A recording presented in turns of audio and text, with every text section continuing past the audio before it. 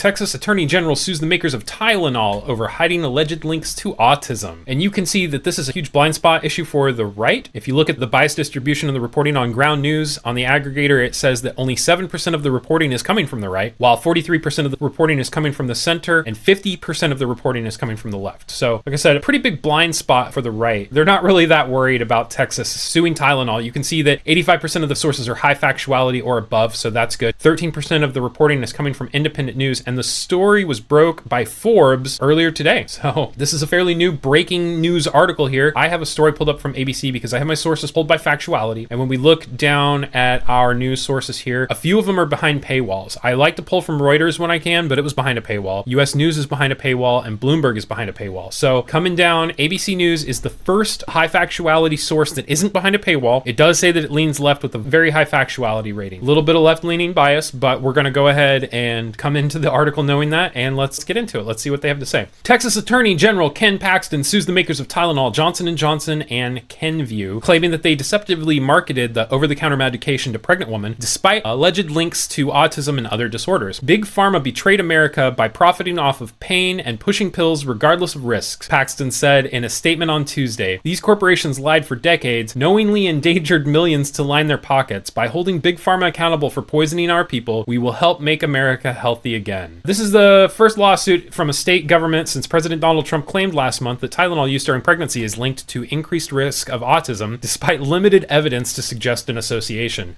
Almost no evidence. Let's not sugarcoat it here. There is almost no evidence to suggest it. Johnson & Johnson sold the drug for decades, and its consumer health division spinoff, Kenvue Incorporated, has been selling the drug since 2023. In a statement, Kenvue pushed back on the Attorney General's claims, saying it is deeply concerned by the perpetuation of misinformation on the safety of acetaminophen and the potential impact that it could have on the health of American women and children. Acetaminophen is the safest pain reliever option for pregnant women, as needed throughout their entire pregnancy. Without it, women face dangerous choices, suffer through conditions like fever that are potentially harmful for both mom and baby, or use riskier alternatives. High fevers and pain are widely recognized as potential risks to a pregnancy if left untreated, the statement read. We will defend ourselves against these baseless claims and respond per the legal process. We stand firmly with the global medical community that acknowledges the safety of acetaminophen and believe we will continue to be successful in litigation as these claims lack legal merit and scientific support.